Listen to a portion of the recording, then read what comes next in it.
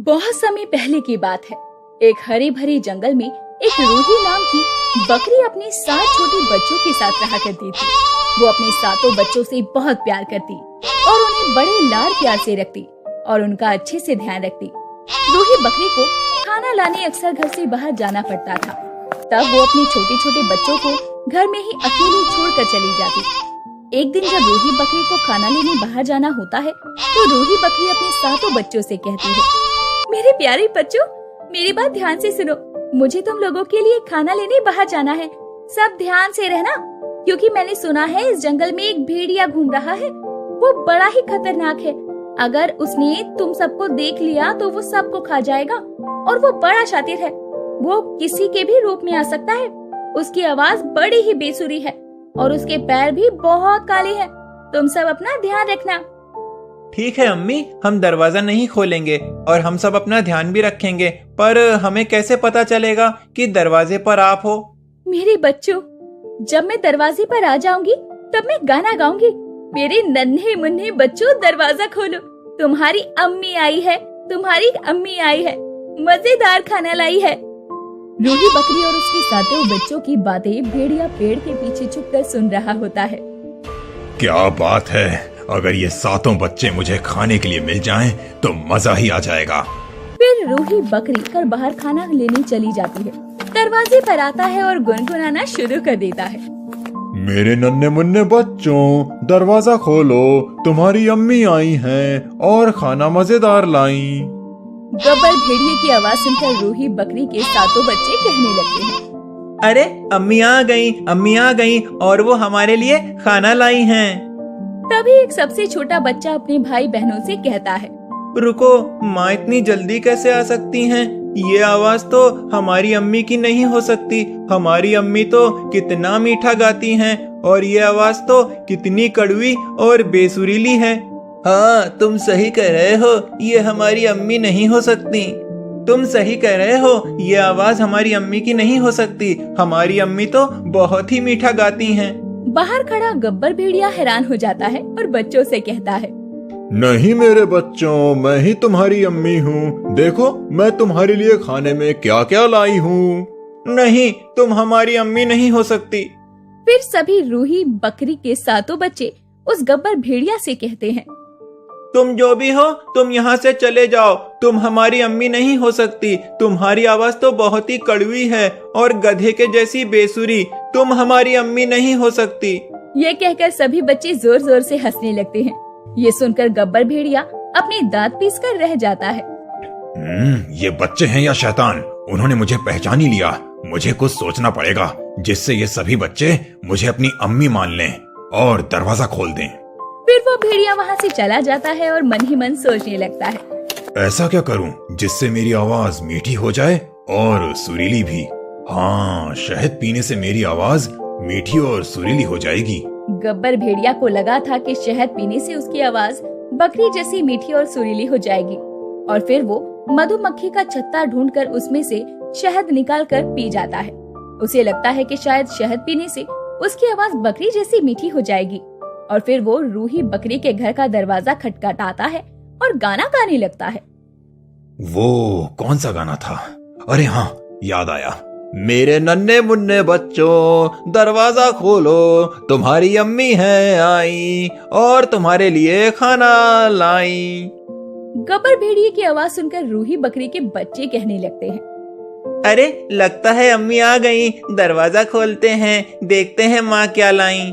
तभी रूही बकरी का छोटा बच्चा कहता है, रुको, ये हमारी अम्मी नहीं हो सकती। पहले मुझे तसल्ली करने दो, ये हमारी अम्मी हैं भी या नहीं। तुम हमारी अम्मी नहीं हो सकती। तुम्हारे पैर तो काले कलूटे हैं और हमारी माँ के पैर सफेद। चले जाओ यहाँ से, तुम हमारी अम्मी नहीं हो। ये सुनकर भेड़िया गुस्से से लाल हो जाता है।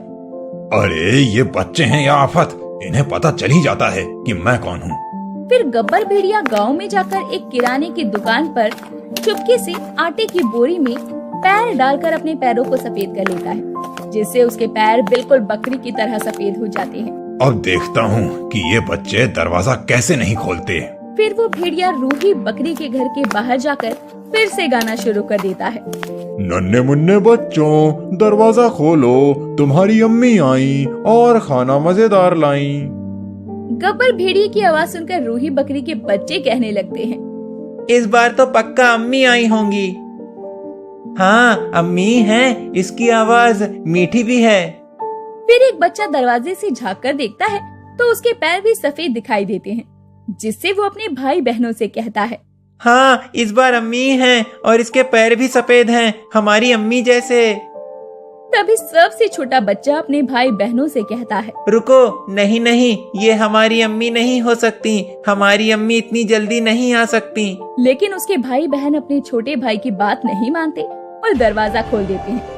और दरवाजा खोलते ही गब्बर भेड़िया जोर से चीखता है, बाबा भेड़िया। हाँ, मैं नन्हे मुन्ने बच्चों दरवाजा खोलो, अम्मी तुम्हें खाना देने नहीं, तुम्हें खाने आई हैं। ये कहते हुए भेड़िया जोर जोर से हंसने लगता है। उसे देखकर सभी बच्चे बुरी तरह से डर गए और सारे बच्चे इधर उधर छुपने के लिए भागने लगे। अब मुझसे बचकर कहाँ जाओगे, मैं तुम्हें ढूंढ ही लूंगा। फिर वो भेड़िया एक एक करके सभी बच्चों को ढूंढ लेता है और बच्चों को पकड़कर बोरी में भरकर अपने कंधे पर खुशी खुशी लाद कर गाना गाते हुए चला। भेड़िए की नजर से बचकर सबसे छोटा बच्चा जो भूसे के ढेर में था। तभी रूही बकरी जब दरवाजे पर आती है तो वो घर का हाल देखकर घबरा जाती है। अपनी अम्मी की आवाज को पहचान कर भूसे के ढेर में छुपा हुआ बच्चा निकल कर बाहर आता है और अपनी अम्मी से लिपट कर रोने लगता है। अम्मी, वो भेड़िया सबको उठा कर ले गया। छोटू, तुम्हारे सभी भाई बहन कहाँ हैं? फिर छोटे बच्चे ने सारी बात अपनी अम्मी को बताई।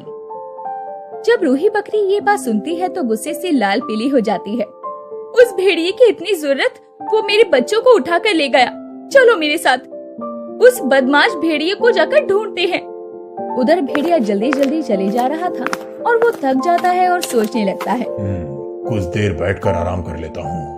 वैसे भी बच्चे बोरी में बंधे हैं, भागकर कहाँ जा सकते हैं। फिर वो भेड़िया पेड़ के नीचे बोरी को रखकर सो जाता है। रूही बकरी अपने बच्चों को ढूंढते हुए जा रही थी। तभी उसे भेड़िए के खर्राटे की आवाज सुनाई देती है तो वो पेड़ के नीचे रखी बोरी को देखती है जो हिल रही थी। उसे देखकर उसकी जान में जान आती है। अल्लाह का शुक्र है कि मेरे बच्चे सही सलामत हैं। फिर रूही बकरी चुपचाप जाकर बोरी का मुंह खोल देती है, जिससे सारे बकरे बाहर आ जाते हैं। फिर सबसे छोटा बकरा एक बड़ा सा पत्थर उठाता है और बोरी में डालने लगता है। उसे देखकर बाकी के बच्चे भी पत्थरों को बोरी में डालकर भर देते हैं। फिर रूही बकरी चुपके से बोरी का मुंह बांधकर अपने बच्चों के साथ छुपकर नजारा देखने लगती है।